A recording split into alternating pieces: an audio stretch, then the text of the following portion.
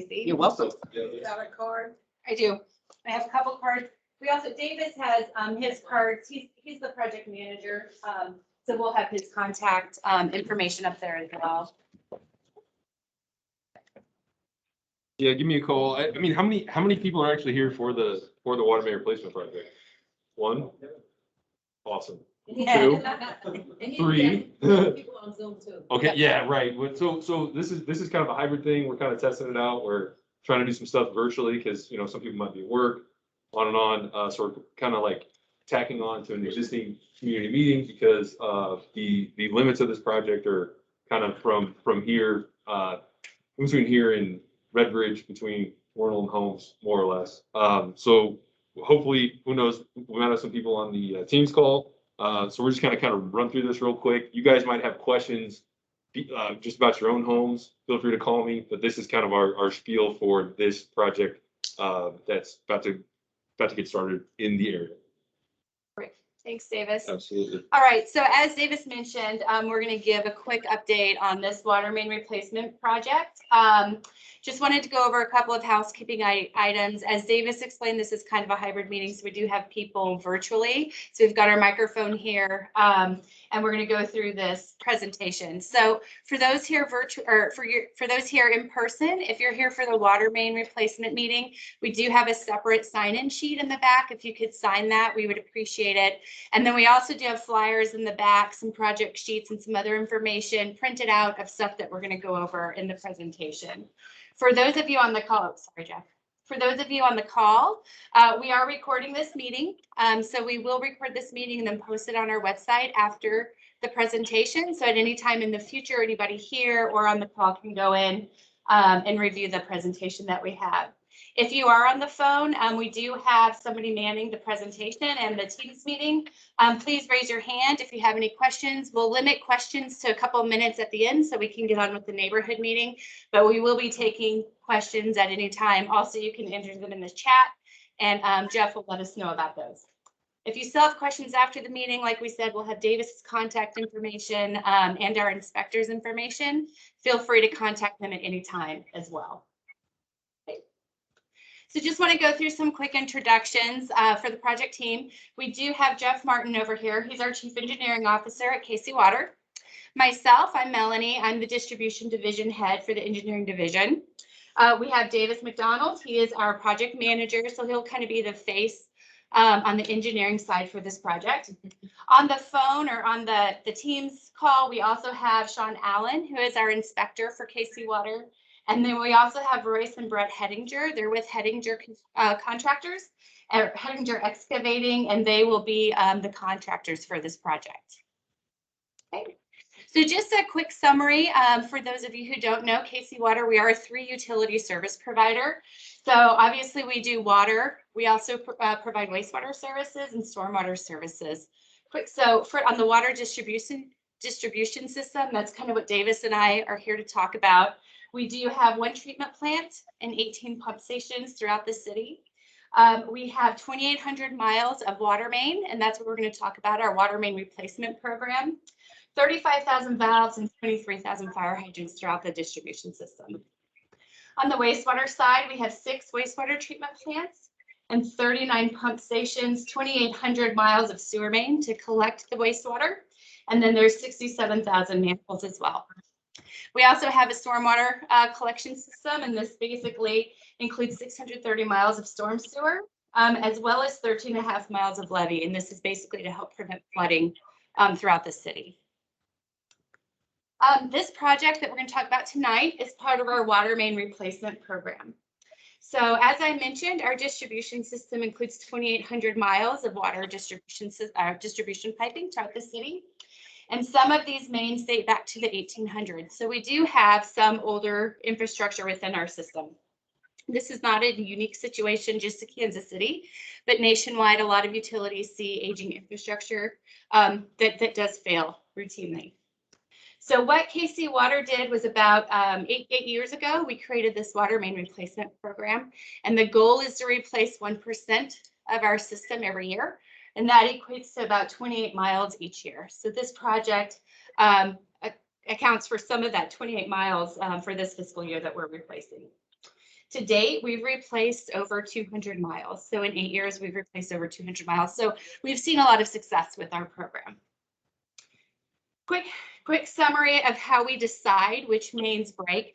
We were talking to one resident earlier who said on Glen Arbor, they had something like 15 breaks in 1 year. But basically, we do use data-driven data to determine which mains we're going to replace. So we have a pretty robust asset management system for our distribution system. We're looking at age of our infrastructure. We're looking at how many breaks we've seen, material of the infrastructure. And with that, we have a method to calculate the risk of the water main. So we're looking at consequence and likelihood of failure of each main to establish a risk. Each year, we take the 28 miles of the highest risk mains and we develop projects for design. Then those go through design, and then in the next fiscal year or maybe 18 months later, those get constructed. All of our projects are designed as new zinc-coated ductile iron pipe. Those have about 100-year plus lifespan. So once the main is replaced, we should not see significant breaks on it for about 100 years. Once the main is replaced, we do see less maintenance costs because we don't see as many breaks on there. And then we do see increased capacity and increased fire protection in the areas where we are replacing the pipes. Okay. So I'm going to turn it over to Davis, and he's going to give a quick update specifics on this project. All right. Thank you, Melanie. All right, you guys. So the project title is a little confusing. It just says Jefferson Street to Lydia and 99th Terrace to Redbridge Road. It's more or less just kind of like a general area. So I was talking with one of the residents. If you live in this area, you're kind of in the project limits, but we're not going to be placing the main here. So we have about 6 segments that encompass this one project, and it's about 1.5 miles. So as Melanie was saying, that's kind of working towards our 28-mile goal every year. So over here along 103rd Street, kind of by the middle school's parking lot, all the way up to Locust, and then south of 435, pretty much the entire main through the Talisman condominiums we're going to replace, and then along Jefferson Street at Carondelet, all the way to 107. So I can't remember what, I think it's Cloverset apartments there. And then over here on 108th Street, just north of Redbridge, basically from Holmes to, there's like a little median there that 108th Street and 108th Terrace kind of branch off at. We're going to be replacing the main there. And then kind of back over in this area north of Minor Park, we've got Forest Avenue. It kind of more or less dead ends there. And then over here on Lydia Avenue, it goes to 109th Street, kind of there's a little radius over there. So that's more or less what we're going to be replacing. If you live near these projects, not necessarily on these streets, you still may be impacted whenever we shut down the main. So please take my information. Feel free to reach out because that's, you either maybe potential water outages or even just your normal travel routes may be impacted by this project, even if you're not living off of these streets. So just kind of basically trying to take the time to set the expectation where we're trying to improve the infrastructure, but you may be impacted. So please work with us and please reach out. So this is tons of words. Feel free to look it up later. I don't really feel like reading off the slide because that kind of defeats the purpose of meeting in person. But basically, this is trying to outline what to expect. So during construction, yeah. So feel free to access it online. Michael's reminded me that anyone on these segments also receive a flyer. We have some as well, so we printed them off. So feel free to take some with you. But more or less, this is kind of going into a little more detail to convey that there will be construction activities when they first start. Once the contractor installs the new water main, they have to pressure test and disinfect it. So sometimes that might take a week. So you won't even see them. So it's like everything's tore up and they're gone, right? But they'll be back. Once that new main gets approved for service, they'll start transferring the existing services. So all the copper lines that are running from the water main to your homes, those will be transferred to the new water main. And so during this time, there could be potential outages. If there's scheduled outages that we plan for, all the residents will get notified 48 hours prior. If you don't, please let me know, because that's something that the contractors are obligated to do, because we know that's going to affect you going to work or doing dishes or cooking or, watering the lawn or whatever you got going on. So you should be notified, but there are also times where, just like on, Charrington Street, that existing main was like super brittle, super old. And once you start unearthing that main, there could be unexpected breaks, which is kind of why we're there in the first place. So there could be unscheduled shutdowns, which we can't really notify you for. But if that's the case, typically we try to keep it within 4 hours, and definitely we won't leave anybody out of water overnight. So that's kind of what to expect there. After, Can I interrupt really quickly? Sure. And there are typically, we do have 3 planned outages for each project. I don't know, Davis, if you're gonna just briefly touch on those really quickly. Just the specific 3 that you will get notified for. At minimum, there's going to be 3. So the first one's going to be after they tear up the street, install the new pipe in the ground, they have to tie into the existing main to fill it with water. So that's one shut. And then whenever they get that main tested, chlorinated, whenever they come back to transfer services, they're going to have to cut your service to extend it to the new main. So that's the second one. And then the third one would be once they get everybody transferred to the new main, they have to tie it in at the other end. So more than likely 3, but like I said, sometimes there could potentially be more depending on the connection. But that's more or less the scheduled shutdowns or outages. But then if say some sort of extenuating circumstance, there might be more. So please work with us. Feel free to call me or call 311. If say it goes over that 4 hours, or say you just want more information, I'd be happy to answer anyone's questions, but we're really going to try to minimize the impact to your guys' daily lives. This is just a cool little infographic. This kind of tries to illustrate the customer's obligation and KC Water's obligation. I know that kind of comes up sometimes. So this one's mainly looking at the water main. So we've got our water main over here on the right in blue underneath the roadway. This line here, that's your curb stop. So that's like a small little circle, potentially in the road, potentially in the sidewalk, potentially in your yard. That's basically a valve that we can turn the water off and on. And so that's pretty much the dividing line of Kansas City's obligation and the customer's obligation. Here's your meter. Some people might have meters in their homes, maybe down in their basements or in their garage, depending on how their home's set up. With this project, if you have that set up, we'll be relocating that meter outside, somewhere near the curb or near the sidewalk. And I think that's pretty much that slide there. This one is basically the same information, but also shows the sewer line. I've got some questions about that as well, where as you might notice, the sewer line, where the customer's obligation and the city's obligation stops and starts is where that sewer lateral connects to the sewer main.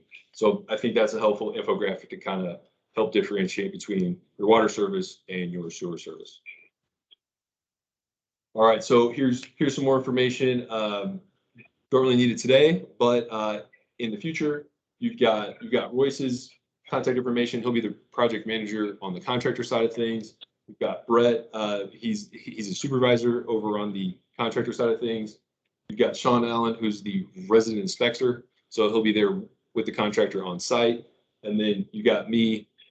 So I'm the project manager, kind of, overseeing it all. But day to day, it'd be Royce and Sean. If say there's something that, say someone's parked in front of your driveway, or some urgent issue, definitely reach out to them. If it's also urgent, but maybe more of a concern or a question as far as schedules and things like that, feel free to reach out to me, and we can just start the dialogue there. But this link up here has access to all of our projects, not just this one, and also has the recorded public meetings and any sort of additional info. So if you know anybody else, say you got a relative or somebody who they have a water main project happening on their street, feel free to take a look at our website because we're really trying to be a little more transparent and, answer questions before people even have them. Yeah, I guess that's a good point there, Jeff. So currently, if everything goes to plan with city council and all the contractual stuff that has to happen before this project starts, the project could get a notice to proceed around Christmas. If that's the case, I might actually push it until after New Year's, just because things kind of shut down around the holidays, and there could be a bunch of snow. So it's going to be late December, early January as far as a notice to proceed. And then if you can kind of think in your head that visualization of all the different segments, I don't have the exact line that they're going to start on yet, but that'll be something that if the contractor's on here, that might be something that they can provide. But it should last from late December, early January till like middle or late June of 2020. So about 6 months from start to finish for all the segments along this project. So I have a question. So you were saying. You were waiting for that, weren't you? Right. So not that I'm gonna be alive, but 1% per year, 8% done, so 92 years to finish. Well, but it's like never, right? Because then once you You're get to gonna the end, start again, yeah, 92 years. until Yosemite Right, yeah. explodes. Got it. Yeah. Okay, all right. Yeah, and it may change. So what's cool is now that we have this hydraulic model and it's based on data rather than just throwing darts at a board. We may see that once we get a certain percentage of these new mains replaced, then that overall quota yearly might change, right? Or all of a sudden it needs to go up. But in theory, you're just going to perpetually be chasing the end I see that. because of the 100 years. limited lifespan of it, right? Yeah, Curious. Okay. yeah. Great question though. I like it. That means you were paying attention. Try. Does anybody else, have any questions or even anything in general? Yes, sir. Yeah, are you gonna, projects are gonna start, you're gonna round door to door, notify, Not that, nobody answers and give a notice on the door? more or less. So you should have gotten a flyer if you're along one of these segments, or even if you rent there, or if you own if you own the property but somebody else lives there, you should have received a flyer. If you didn't, we have some printed out, right? But then as far as how that process works, you'll first start seeing crews out there either painting on the ground, kind of laying out, or maybe starting to saw cut, setting up some traffic control, delivering pipe, or various other pieces of equipment or material. But once they start actually shutting down your water, you will get that 48-hour notice or that flyer. But if you take my card, or even check it on the website, feel free to reach out to me if you have any specific questions, and that'll be something once once this contract actually gets notice to proceed, we'll have a more clear idea of which segment is going to be planned for when. It's all kind of tentative, but it needs to happen within that December, January to June timeframe. So that's something. If it's important to you, or say you're trying to coordinate something on your own end, feel free to reach out to me, and I can get that info for you. Thank you for your information. Absolutely. Yes, sir. The staging on the 103rd Street proposal Yeah. needs to be really watched closely. If you take away the entrance to Locust, we've got 100 homes that can't get out. Right. Yeah. Well, even with all the school buses and things like that, it's 103rd is going to be interesting. I Yeah, absolutely agree. Because if you come east of Locust and the road shut down, nobody can Yeah. get in or out. Yeah. So We maybe only have one way. like Christmas, when everybody should be inside, right? No. So that's definitely something that we discussed whenever we were doing the design. Just west of your entrance there, at at Locust, there's like a big, I think it's like 24 or 36-inch high pressure gas transmission main. Right. But then once they get east of that, then there really shouldn't be many utilities that they're going to have to navigate. So it's really just probably trying to get 40 feet from one side of your entrance to the other. So that's something that we will definitely coordinate, but that work shouldn't impact you that much. Where I think they'd be able to keep one lane in. You know, it might just be kind of like one way in, one way out kind of thing. But that's something, yeah, we're going to inconvenience people, but we're going to try to be as considerate as possible. And then, you know, like I said, feel free to reach out to me if there's, you know, if you guys got any sort of events or things like that going through. We can always try to work around it, because there's been plenty of times where it takes a little creativity and collaboration. So thanks for reminding me. I think you got a question, don't you? You look like you do. Yeah. I guess so. All kinds of, is that a tiger's hat? This one. That it is. It kind of is. It's like a ripoff on it. I'll tell you more about it. But basically, why I got it, it's a D for Davis, right? It's got the Cadillac crest because that was my first car. Thanks for noticing. All right, Jeff, what do you think? You got anything to say? All right. If anybody online has any questions, feel free to reach out. You got everybody's contact info. And then if anybody here has any specific questions, I'd be more than happy to go through the plans if you want to see what it's going to look like in front of your house. Can I ask just a quick question, maybe a Jeff or Mike kind of question? And thank you all for being here. The rates, the water rates, we know utility costs are going up, we know gas is going up, electricity is going up. What is going on with our water? Can we expect an increase in our water bills? So that's one thing that's being looked at now. Obviously, we're just moving into our budget season, so that's one thing that's being considered. We are looking to keep them as low as possible. So we didn't have an increase last year, but in order just to keep up with inflation and to keep providing the services, we expect it will be an increase to it. But more to come on that as we dig into it. So you may need to hear from us if our goal is no increases. I mean, especially in light of the fact that the other utilities are going up. And like you said, inflation, the cost of everything is going up. It sure would be nice to have our water bills not going up. That would be a nice thing. So we need to. I understand. So we need to let our elected officials, our council members know that that's our desire when you get to budget discussions. Yep. Mary? I have a question. You guys might not answer. How does someone get charged for 62 gallons of water usage one day when they were out of the country, no water was being used, and there's no water leaking? Back to the faulty meter question. So I think it very well could be something with the meter. So definitely reach out to. You guys eventually changed the meter. Instead of me getting $120 bill a month, I got down to 80, which was normal for one person versus 20 years, 120 plus.